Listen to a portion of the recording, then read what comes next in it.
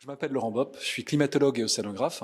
Je suis chercheur au CNRS et directeur du département de géosciences à l'École normale supérieure. Et donc j'ai participé comme auteur au dernier rapport du GIEC. Pour cette journée, j'ai présidé le comité scientifique qui a organisé les différentes tables rondes, qui a choisi les intervenants et qui a discuté des thématiques qu'on voulait aborder pendant toute la journée.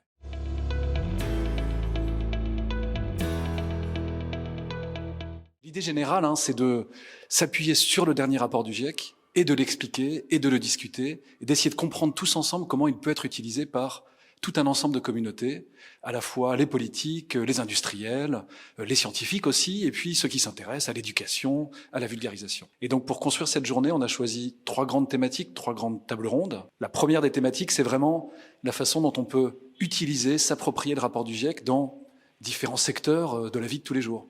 Les médias. Comment est-ce qu'ils utilisent le rapport du GIEC pour parler du changement climatique et faire comprendre au grand public ce que c'est que le rapport du GIEC. Et puis les deuxième et troisième tables rondes s'attaquent finalement aux 2 grands piliers de la lutte contre le changement climatique. L'atténuation d'une part, c'est la deuxième table ronde.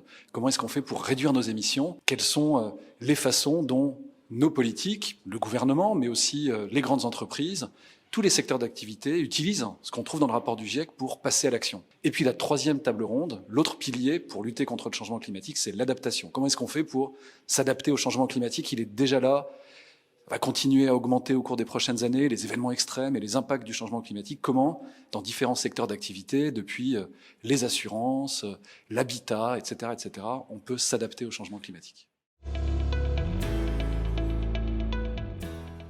Les raisons d'y croire, c'est qu'aujourd'hui, on doit être tourné vers les solutions d'atténuation et vers les solutions d'adaptation. Ce qu'on veut montrer au cours de cette journée, c'est que les solutions sont sur la table et que les acteurs s'emparent de ces solutions. Et donc, on va faire un tour des solutions d'atténuation et des solutions d'adaptation. Montrer que nous sommes en marche pour lutter contre le changement climatique.